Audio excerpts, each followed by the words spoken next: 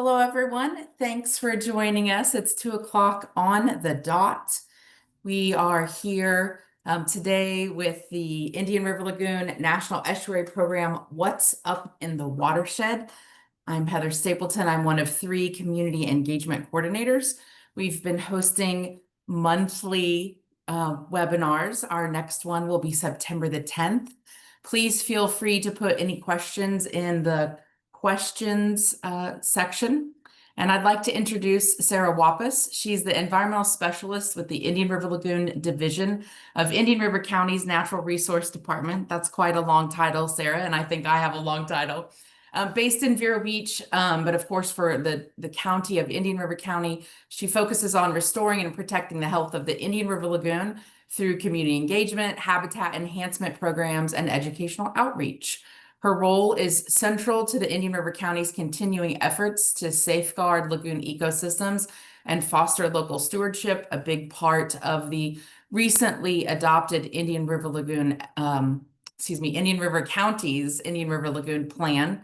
We also have a podcast that just went live today if you'd like to learn more about the county's efforts in general. But Sarah's here today to talk with us about the Living Docks program, which includes local workshops and webinars that really kind of walk homeowners through how to turn their dock pilings into these thriving marine habitats using oyster mats. So Sarah, I'm going to ask you to go ahead and turn on your camera and share your screen, and go ahead and start presenting, and I will mute myself.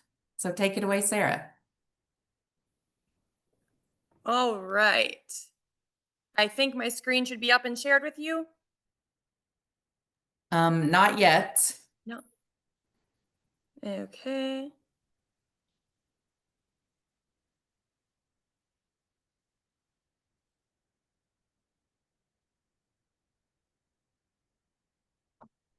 And Erin, Sarah has the ability to share her screen, right? Just checking on tech in the background here. That is correct. Okay. Perfect. So we are seeing your screen. Perfect. Yay. And you have got audio? And we can hear you. Everything's a go. We'll go ahead and get started. All right. Well, like Heather was saying, my name is Sarah Wappus, and I work for Indian River County Natural Resources in the Lagoon Division. And our whole department is fairly new. It's been around since they started the Natural Resources Department about 2 years ago, and then I was hired on last year. There's been a lagoons person there for quite some time, but we just now got our own department. So it's been kind of exciting getting these new programs off the ground and getting some of them started. So I'm excited to talk to you guys today about one of our newer initiatives, the Living Docks program. And when I say R, I mean the greater R, because this program was initially started by FIT, or Florida Institute of Technology in Melbourne, and we are just expanding their program into Indian River County. So let's get started. So the first question that I'm hoping to answer is, what is a living dock? And I think a picture is worth 1,000 words. So hopefully these pictures kind of describe to you guys what our Living Docks program is all about. So it starts with this aquaculture grade mesh mats that I'm holding up in the first picture. And we use volunteers to attach 30 to 40 oyster shells on that mat. So the mat I'm holding is a little bit smaller than the mats that FIT uses. They use 2 foot by 2 foot mats. So their goal is about 60 to 80 oyster shells per mat. And so since ours are about half the size, we have to connect 2 of ours together. And so we aim for about 30 to 40 oyster shells per mat to wrap around one piling. So that's the first step, attaching this spent oyster shell, drilling holes in them, and then attaching them to this aquaculture grade plastic mesh so that they're pretty close together. So they provide as much surface area as possible for things to settle on. And then the next step in that middle picture is we are going to actually attach them to people's dock pilings. So that's 2 of our mats together there that you see being attached to a piling. And it's a pretty simple process. Then we will let it sit there for about 6 months and letting whatever settles on it settle on it. So we're hoping for oysters, sponges, tunicates, barnacles, pretty much anything that is going to filter the water and increase biodiversity. So we're going for a diverse habitat under this dock. So that is our ultimate end goal. So if you see the last picture at the end, that's at a 6-month checkup for FIT. So I took that image from them, and then they're looking at the mats and figuring out what has settled on them and what the biodiversity is. So hopefully that makes sense, the overall picture of what our program is like. And then I will give you the words about the Living Dock program. So, the Living Docks is a citizen science initiative. So, it was really started in order to get citizens and property owners and homeowners involved. FIT originally tried this out with either hanging oyster bags from docks or these oyster mats in their initial study. And they ultimately decided to go with these oyster mats because it was easier for homeowners. It was easier for citizens to participate. It was easier for the community to get involved to make these oyster mats versus those big, bulky oyster bags. They saw a little bit more success with the oyster bags, but they ultimately went with the mat route just because it's easy to get the community involved with them. So that's really cool. And it was established in 2013 by FIT and their Indian River Lagoon Research Institute to combat water quality decline in the Indian River Lagoon. So again, if you're tuning into this webinar, I'm assuming you have some basis knowledge of the Indian River Lagoon, but this was established in 2013. So if everyone can remember back to what happened in those couple years before 2013, in 2011, that's when we saw that widespread algal bloom that was really shading out a lot of the seagrass, and we had this phytoplankton bloom affecting water clarity, and then really resulting in that seagrass die-off and really kind of affecting the whole ecosystem. There were unusual mortality events for both manatees and dolphins after that. So it really was ecosystem wide, and it kind of started started a long time ago, but it started decades ago. But we really kind of noticed that turning point in 2011 with that first widespread algal bloom. So in 2013, just a few years after that, FIT established this program to combat water quality decline in the Indian River Lagoon. Again, the cool thing about this program is that it uses pre-existing man-made structures. So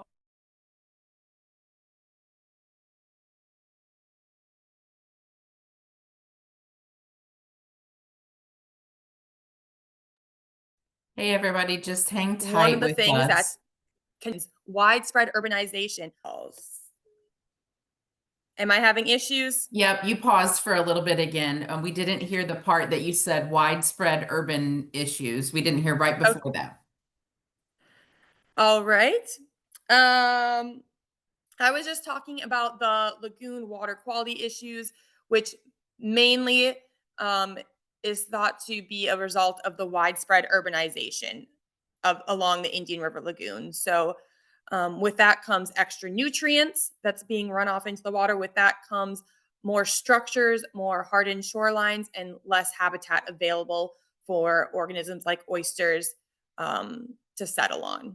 So, the cool part about this project is that it uses these man-made structures, these results of urbanization, to actually promote the growth of filter feeders and to improve that water quality in this small scale area. So it's really cool. We had one person actually volunteer to build a dock so that they could participate in the Living Docks program. And we were like, oh, no, no, no. We want to use pre-existing Gotta love the infrastructure. enthusiasm. Yes, love the enthusiasm. Love that you want to be involved. Maybe just come to an oyster mat building event and get involved that way. And we only kind of want to use these pre-existing results of urbanization to kind of promote these filter feeders. So, and then like I was saying, these living docks, they form small scale ecosystems. So not only what settles on the mat, but then also mobile organisms should come in and interact with these mats. So we're looking for crabs, shrimp, fish, dolphins, etc., to come and kind of be part of these small scale ecosystems. All right. Most of this history I already kind of touched on. But like I said, it started in 2013 as part of FIT, the Indian River Lagoon Research Institute. The two professors that are kind of running it are still running it. So that's Dr. Kelly Hunsucker and Dr. Robert Weaver. And they've been running it with a multitude of grad students, undergrads, and the community. So a lot of this stuff I'm pulling are from their published papers, which each grad student kind of looks at a different aspect, and then they are able to publish on that. So it's really cool to be a part of that. And then it initially started in Indian River County with us reaching out to FIT to just potentially wrap a county-owned dock in 2022. We thought it's a cool program. Would be fun for us to participate in. And FIT basically said that they're kind of stretched too thin already, and that wouldn't it be cool if we could kind of just expand their program into Indian River County. So it started with us asking them to wrap our docks, and now we are officially a partner and have expanded their program into Indian River County to wrap any dock within Indian River County. So that happened in 2024 and essentially the beginning of 2025. So it's a new thing. And it's really cool because most of the materials that we're using have been donated by CCA, and they've been sitting around for years and years. So all the aquaculture grade mesh mats, if you notice ours aren't the same size as FIT's, it's because we're using the size that was donated by CCA. We're using a bunch of oyster shell with holes already drilled in it that was donated by CCA. There's a pile taller than I am that we're using. So it's very, very cool to be able to repurpose some of these things and get them back out into the habitat where they were originally meant to go. We had our first oyster mat building workshop in January of 2025. And that was our almost one of our most well attended workshops. So everyone got really excited right at the beginning. We had tons of people come out, and so they've been waning a little bit. But we have since had 9 additional oyster mat building workshops, and so we've got quite a good stockpile of oyster mats that are ready to be deployed. And then in terms of history, we wrapped our first living dock in Indian River County in February of 2025. And it was at the very end of February. So it hasn't even been out for 6 months yet. And so we have not yet completed our first maintenance and data collection from that one. But we have since installed last week our 7th, 8th, and 9th living dock in the county. And our first dock was a long one. It had 60 pilings, of which 35 were wrappable. So it took us a while to kind of get that first dock going. And then since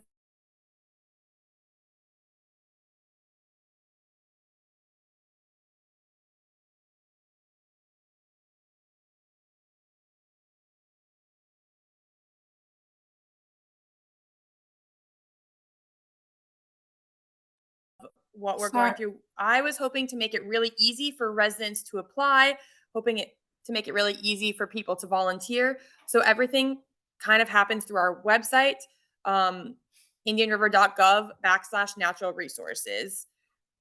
You can apply there. You can look for our volunteer events. You can read more about what we're doing. We've also kind of uploaded a new beach camera and a citizen science chronologue project, which will all be at indianriver.gov/natural resources. We've been really revamping that website and kind of trying to put everything there in a nice, easy place.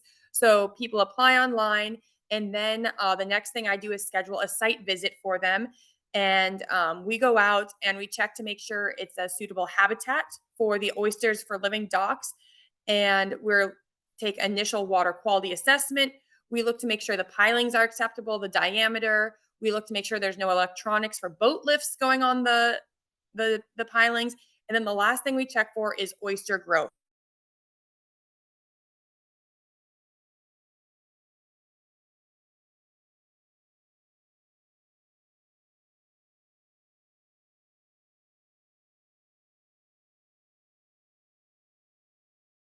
We've rejected a dock from our program is because they already had a thriving oyster.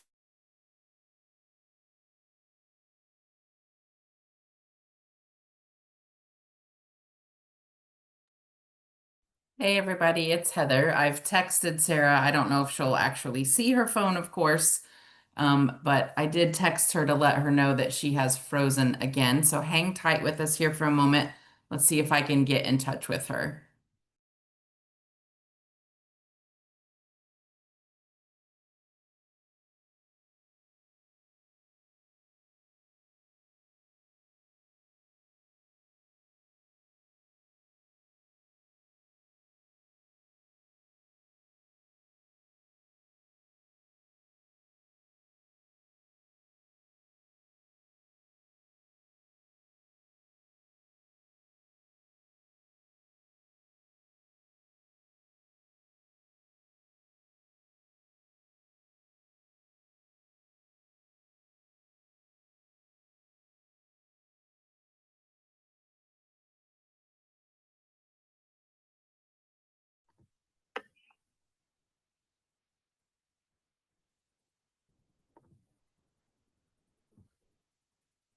So just mute your camera, but keep sharing your screen.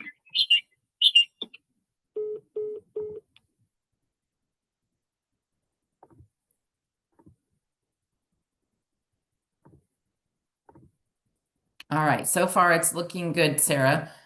We didn't hear you had said your first project was 30 out of 60 pilings you were able to cover, and then we didn't hear about the other docks that you had worked with right before the process slide.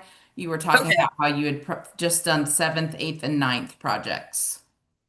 All right. And then I had just said that we don't really have a criteria for a minimum number of pilings. We will wrap basically any dock. If there's one or even two pilings there, we've wrapped it.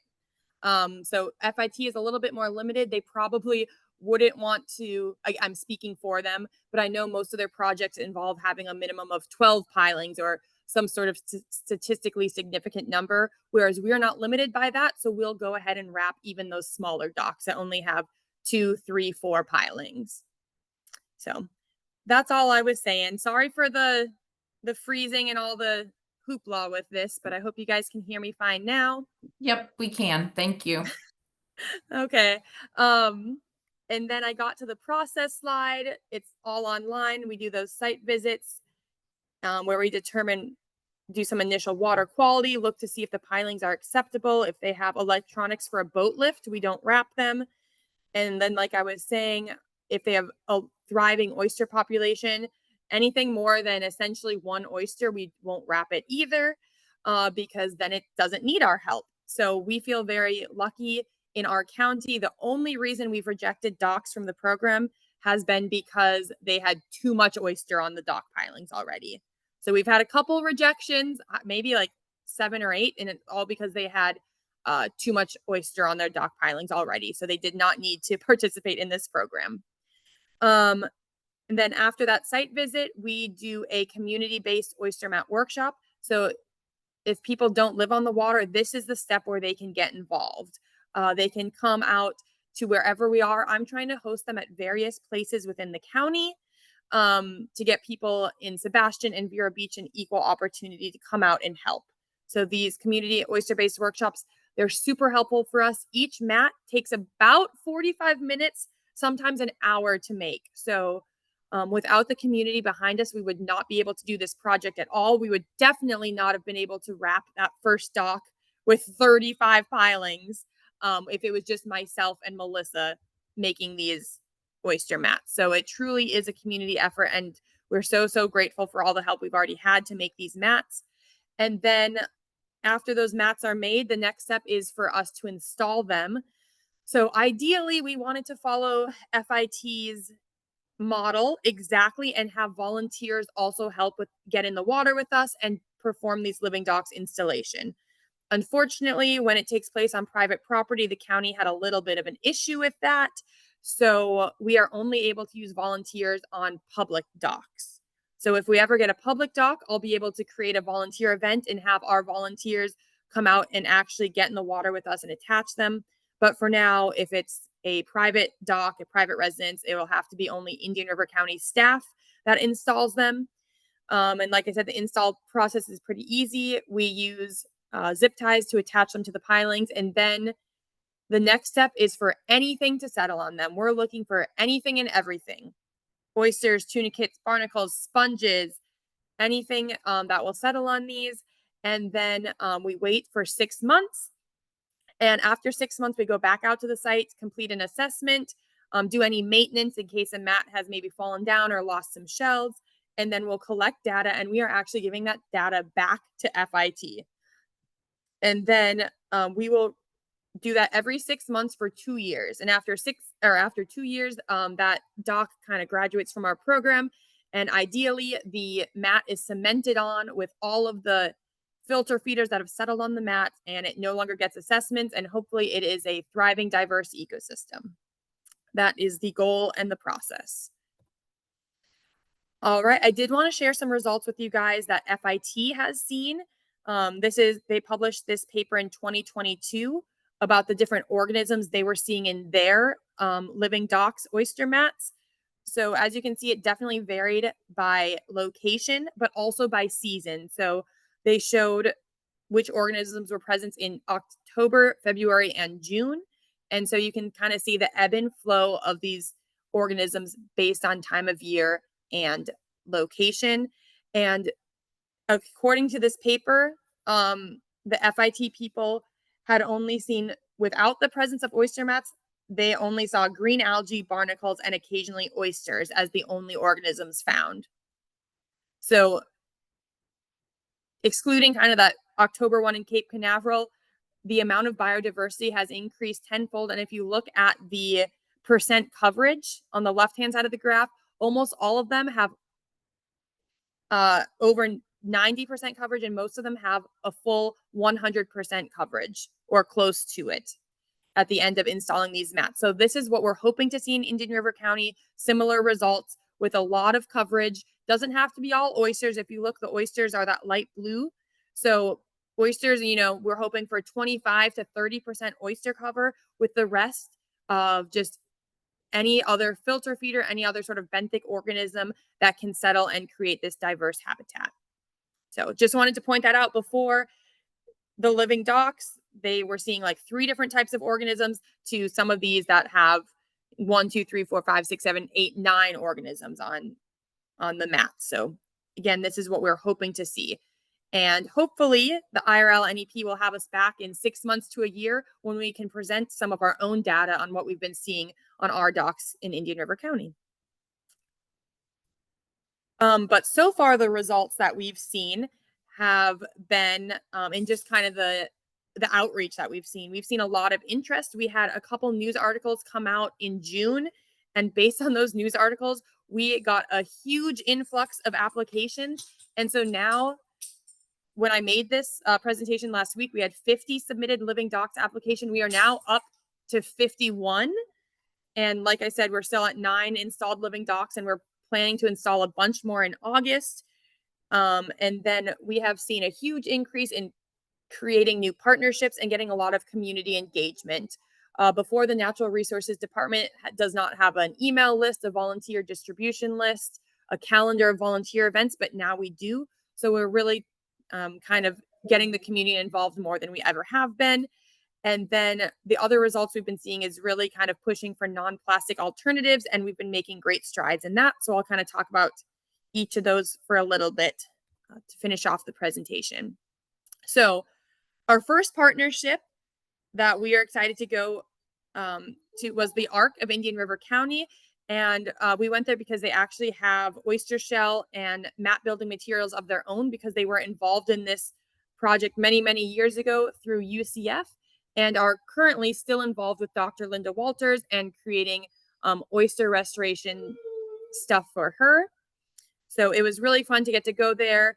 We probably had about 50 of their citizens helping us make mats. So it was really fun to see them get so involved and engaged and just care so much. And they are probably going to go out and even do a little field trip to one of our installed sites, so the residents can see the installed mats, to see what all their hard work leads to. So, and after we finished making the mats, they sang us a little song, and it was so precious. So that was a really fun partnership, and we're very lucky to have them. We've also partnered with the Manatee Center because the Manatee Center was making oyster mats with no real place to put them. So they were just making them. So they were really happy to find a home for them. So we've been using their oyster mats to wrap docks in Indian River County. So it's been, again, a really fun partnership. And we're going to go talk at their organization in November and just kind of spread the word there. And then if this is kind of the newest and coolest thing is having these partnerships to host workshops for us. Since we didn't have an established volunteer network, I've found it's been the most effective to kind of partner with organizations that do have established volunteer networks so we can get 30 to 40 to 50 people at some of these oyster mat making events. So we've partnered with the ELC, we've partnered with Stella Maris Environmental Research, we've gone to a club at the King's Baptist Church, and we've done a oyster mat building workshop at Walking Tree Brewery in Vero Beach. So they've all been really cool partnerships. And I just finalized a partnership yesterday with the city of Sebastian to use one of their outdoor parks because we haven't really connected with our North County partners. So we're going to try to get some oyster mat building workshops up in Sebastian so everyone can participate. So if you guys have any ideas or suggestions, I'm open to them. And then just to talk a little bit about the non-plastic alternatives that we've been exploring. So we initially started this project using FIT's method, which was attaching the oyster shell with 8-inch plastic zip ties to the mats and then attaching the mats to the pilings with the 2-foot-long plastic zip ties. So it was a lot of plastic to start with. So our first couple docks are with the original FIT method. Since then, FIT has tested different ways to attach the oyster shell, and they have settled on marine grade stainless steel. So that is what we have switched over. So you can see that picture is attaching those oyster shell with that stainless steel wire. And FIT has also been analyzing different mat materials to get rid of the aquaculture grade plastic mesh. They've looked at jute, coconut coir, basalt, and found that none of them really lasted long enough to get an established colony on the piling to really cement those mats onto the piling before they disintegrated and started losing the oyster shells. So they found that plastic was more suitable for longevity in that 2020 study. And then in 2021, they've been looking at steel, and they found that steel promoted more oyster growth, but they found that the plastic mat supported a more diverse community. So that's kind of where they're going now. And then we've partnered with their most recent grad student, Michelle Krumholtz, and she's going to be actually using multiple docks within Indian River County to test more different mat materials on our docks here. So we're excited to be a part of that and not only contribute our data, but contribute docks so that their grad students can publish more papers and hopefully move away from these plastic mats. And most recently for our 7th, 8th, and 9th docks, I did want to share with you guys that we moved away from using the plastic zip ties to attach them to the dock. And if you can see in the picture, we're now using stainless steel zip ties. So we don't have the data back on this. So hopefully after 6 months, we'll really be able to tell for sure that the stainless steel performs as well or better than the plastic zip ties. But that's where we're at now. You can see our Manatee Center partner using the special tool to tighten and trim those stainless steel zip ties, which is what we've been going to. So it was very exciting for our last couple dock installations to not be using any plastic attachments and kind of be completely converted to stainless steel attachments. So we are doing kind of a mixture at some docks so we can make sure that they hold up the same. And then once we start getting our initial results, we'll be able to switch completely to these stainless steel alternatives while FIT is still figuring out a non-plastic alternative for the mat. So that is where we're at with the Living Docks project. Like I said, we're just getting it rolled out.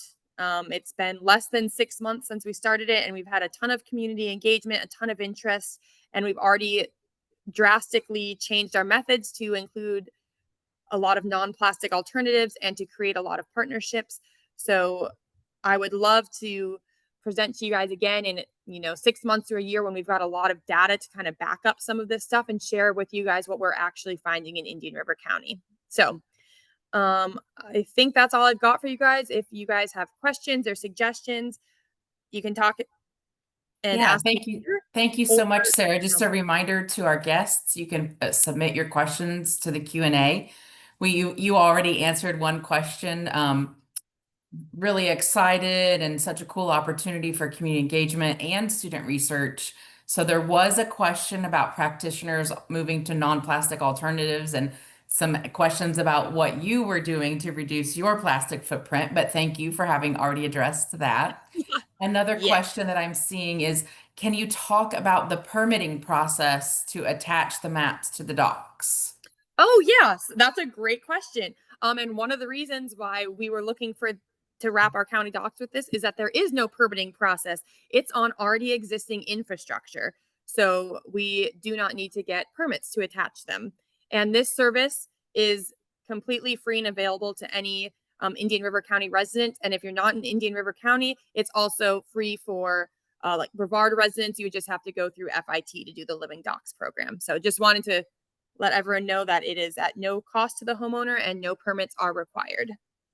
Perfect. We have a lot of questions coming in, so people were listening very contently, and now the questions are coming in. Another Perfect. I love to question, hear it. do you collaborate with any marine construction companies? We have not. We just did a site visit yesterday with someone who actually builds marine docks, and so I was kind of talking with him because we are especially in Indian River County. We'd like to target docks that are wrapped in that plastic because a lot of the docks, if they're just the wood, we get oysters settling on them naturally. But when they have Oh, that plastic covering around them, right. things won't settle on them. So if Yes. we could tie in with the marine contractors and kind of people that build docks, and if they know that the homeowner is installing one with that plastic wrapping around it, if we could kind of mention the living docks like right then, I think that would be a great opportunity for collaboration in the future. We're not there yet. Like I said, we're a young program, but we're looking for suggestions and things like that to get us started. That leads in perfectly to the next question, Sarah. And the question is, why are putting mats on the pilings better than just a naked piling, or just a piling either not wrapped at all, or a piling wrapped in the solid plastic? And kind of along with that, do you seed the water with oyster spat? Okay, yes, these are all great questions. And I feel like I got flustered because I kept getting frozen. So some of these I probably should have covered in my talk.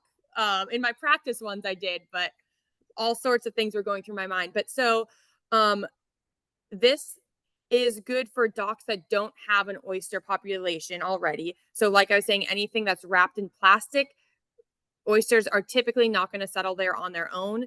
They typically will settle on concrete. So, if your pilings are concrete, we would probably not wrap them because they wouldn't need our help. Same thing with the wood ones in Indian River County.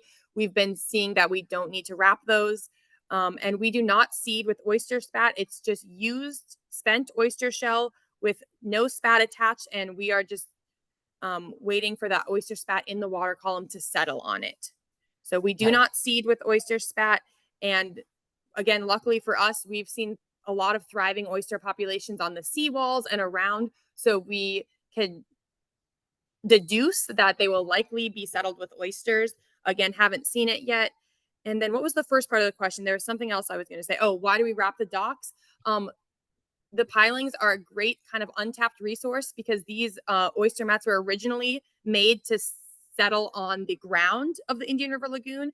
And that just really didn't work in our area. They were getting covered with sediment before oysters and Mm. tunicates and sponges could settle on the shell. Mhm. And the calcium carbonate in the shells does kind of release these chemical cues that makes baby oysters and barnacles want to settle on it because they need to use the calcium carbonate to make their own shells. So they're like, ooh, a free source of calcium carbonate. I'd love to settle here and call this my home. So Perfect. yeah, we definitely just don't want it covered in sediment before that can happen. So wrapping them on the dock piling allows them to be sediment free and just to have the most surface area for spat to settle on. You mentioned that on one of the biggest projects, your very first one, you wrapped something like 35 out of 60 pilings. We didn't quite hear why they all weren't suitable, and that I think you might have frozen a little bit, but it leads into the next question. How are you determining the exact placement on the pilings? So what makes some pilings on the same dock viable versus not? And then how do you determine the placement on those pilings? Oh, yeah, great question. So, most of our pilings are just not suitable if they're not deep enough. So, that's going to depend on the height of our mats. So our mats are a little bit shorter, so we can actually go into shallower water than FIT can. But FIT uses oyster mats that are 2 feet wide by 2 feet tall. So they essentially aren't going to want to put them in anything less than 2.5 feet of water. So that's a big thing in our area, especially when we've had these super low lagoon water levels. That's kind of been preventing us from wrapping some of the docks. I know Orchid, they wanted us to wrap their kayak launch, but none of the pilings were deep enough to wrap. So the main reasons we reject pilings are they're too shallow. They have electronics for their boat lift attached to them.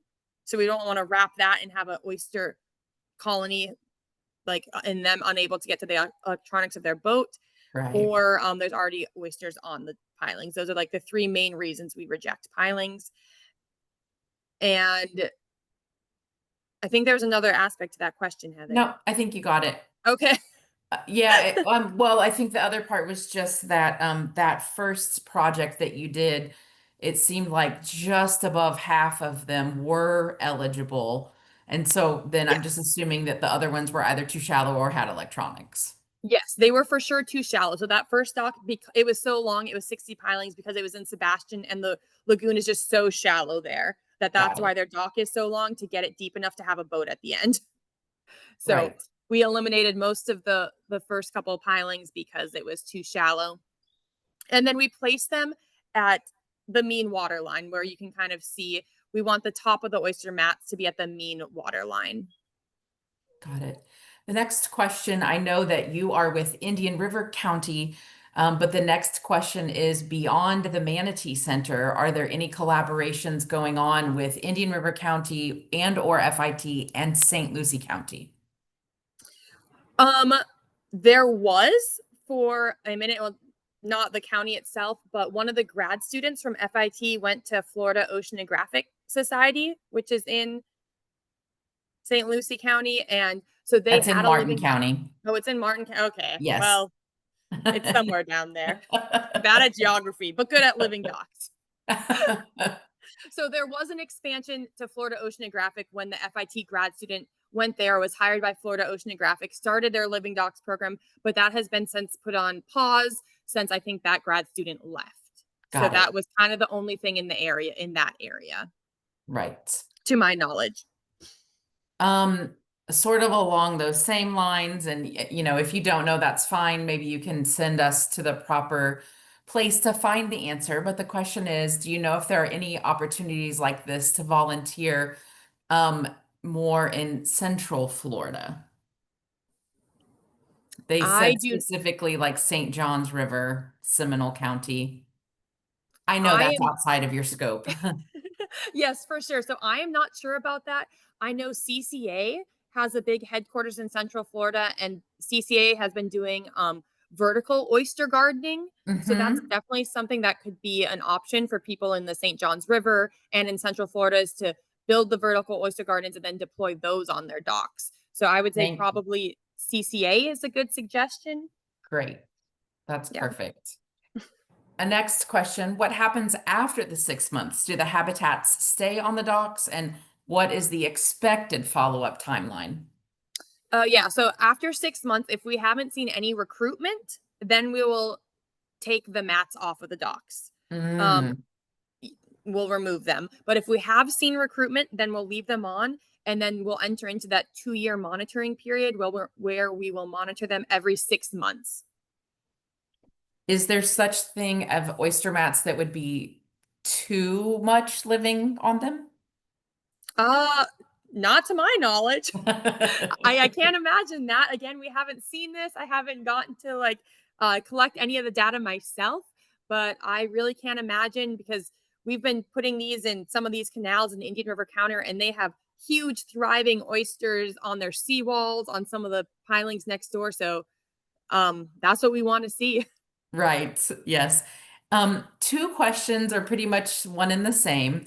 Just wondering if you have experimented with these mats, or if you know of other entities that have experimented with these mats on more just vertically flat surfaces like seawalls. We have not. I know that there's some companies that are making like concrete things that are similar to this for seawalls to encourage oyster growth, but I don't know if I've ever heard of anyone using these plastic mesh mats to do that on the Right. seawalls. Right. Yeah. Um, Another question, if you had mentioned earlier that if folks have suggestions for other potential partners, to get those suggestions to you, do you want them to email you directly, or is there a more general email that they might submit suggestions for partners? Yeah. I usually on my Facebook post, I say just to email Indian River Lagoon at indianriver.gov. Got it. So, I'm or my typing personal that. email. I'm sorry, say that again. Yeah, or my personal email, which is shown on the slide right now. They'll both get to the same place, but yeah, the more general one would be Indian River Lagoon at indianriver.gov. Thank you. I put that in the chat. Um, Perfect. You talked about thus far, no public docks have been wrapped, but you did talk about a long dock in Sebastian. So I'm just wondering about those docks off of Riverview Park, or yeah, Riverview Park, where Orca has already done some really great restoration projects in that same area. Well, that's a great question. I'm going to find out the answer soon because, like I said yesterday, I finalized my oyster mat building workshop with the city of Sebastian, and we're actually holding it at Riverview Park or Riverside. I don't know the names. All the Riverview, yeah, Yeah, Riverview Park, Riverview Park. yes. So we're going to be holding it there. And they have some leftover oyster mat materials from when they wrapped their city docks.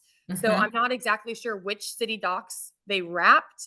But since we're entering into a partnership with them, I'll definitely make sure to ask them and see if they have any other docks available to be wrapped. But since we just are kind of finalizing that partnership, I'll be able to find that out shortly. Sure. But I think If that most of them were already wrapped. If I had to guess, that's why they have the leftover material. Oh, got it. And do you know that if they're thriving, or is that yet to be determined? I have no idea. Okay. No Yep. problem. Sorry, I haven't asked them about that. I just asked them how much material they have left over. And then when I'm there in person, we'll definitely talk about that and talk about what they saw and how we can collaborate further. I was trying while we're chatting to poke around online and chat at the same time, and I did so unsuccessfully. But we have we have another question. Do you happen to know the FIT website where people could go to learn more about what's happening in Brevard County or potentially other places?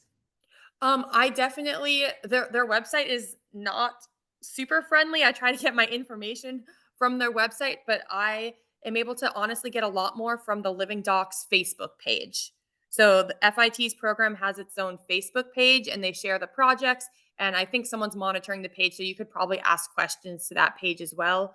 But otherwise, I just kind of Google Living Docs FIT to get to their main website page, which doesn't have a ton of user friendly access for it. I like to think Yeah. that the website I created is a little bit more user friendly for And I people to did put the apply. links to your websites in there as well. If one of my coworkers could do a little poking around and see if you could find the Living Docs Facebook page. I'm not seeing it right away either. I'm trying to monitor the questions and poke around online at the same time here.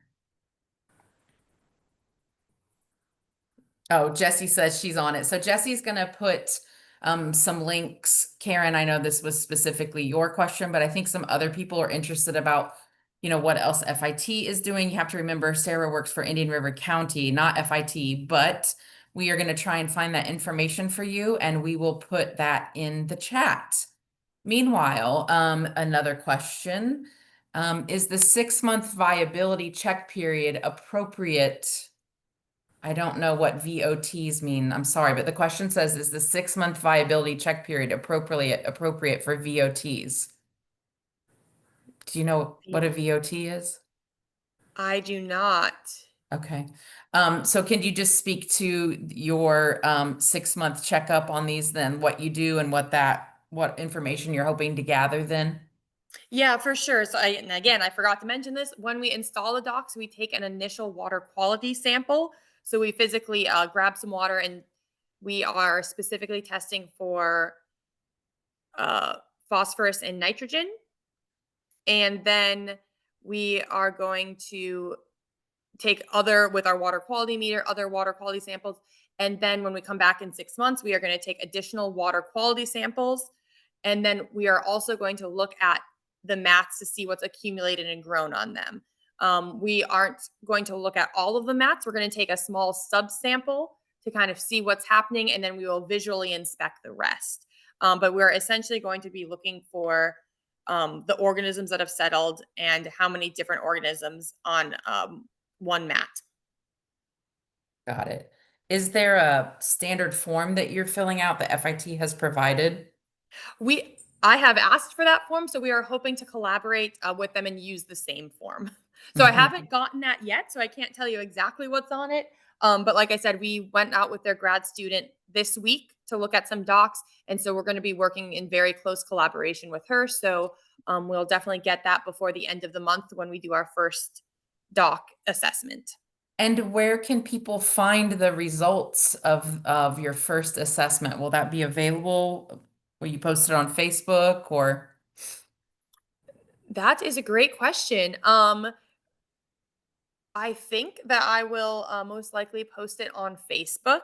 Okay, Once we have more than one doc, like once we probably have a year's worth of data, I could see myself adding it to our website. So when people go to the Living Docs on the county's website, they can see that. But for the first doc, I don't think I'm going to go through the effort to change it on our actual main page website. But right. I definitely want to keep people apprised via our Facebook, via our Facebook page. That's why I said included it on my last slide. Follow us on Facebook so you can kind of get more real time results. It's a lot easier for me to update that than go through and like edit our website page. Oh yeah, I definitely understand. And so I've put the direct link to your Facebook, the IRC Natural Resources, in the chat as well. Perfect. That sounds lovely. I think a final, oh, wait, maybe some more questions have come in. Um, okay, no, Jesse hasn't been able to find the FIT Living Docs Facebook page either. So it That's where wasn't just, I steal all my pictures from that. if you can take a quick second to try and find that, or I if am you going happen to know to. it, that would be great. You can stop your screen sharing if you want, so we Okay, don't there we go. look through all of your personal stuff that you've got on your computer. And while you're looking for that, maybe you can answer this final question that we've got. You had mentioned that even though the mats are easier for citizen participation, the bags technically had more success. How are you defining success, or how did they define success? Let's see. I have the paper right here because I read this a while ago. I think it was just more recruitment. So Got they've it. they recruited more oysters and more organisms. But so then with that, they also had kind of more failure rates because the bags Mm, were getting so heavy once the oysters would recruit that they would hmm. then break and fall off. So they just required a lot more maintenance and they couldn't get as good of data. Got it. Got it. Yep. Okay. And then are you just looking for the FIT Living Docs Facebook page? Yes. Perfect. Because I'm following it, so I have it. It's just facebook.com// living docs, but I can put that in the chat. Okay, great. Thank you so much. Well, we're kind of wrapping up here. Oh, we've got a bunch of comments. Yes. We're getting there, folks. Just folks trying to chime in and help us with the Facebook Yeah. page. Yes. And it looks like, yeah, some other folks have said just It's facebook.com/living docs. Yeah, I also don't know the difference between backslash and forward slash. It's like the bane of my existence. So I probably even said the wrong one, but I meant that way. Got it. Well, looks like we've got all of our questions successfully answered. So, Sarah, thank you so much for joining us today. Um, if you happened to tune in late, this is recorded and will give us a couple days, but this will also be posted on our YouTube channel. And just to remember to follow us on social media to stay updated on future editions of what's up in the webinar. And also, one more thing to look forward to today, we launched our first episode in our season 3 of our One Lagoon, One Voice podcast. So hopefully you can learn all that you need to know about the lagoon, all that you ever wanted to know about the Indian River Lagoon. And we look forward to feedback from everyone. Thank you so much for joining us. And thank you so much, Sarah. Sorry, my internet was so crazy. That's life. It happens. Yeah. Thank you so much. And I know I'll be seeing you out on the water very soon. Woo woo.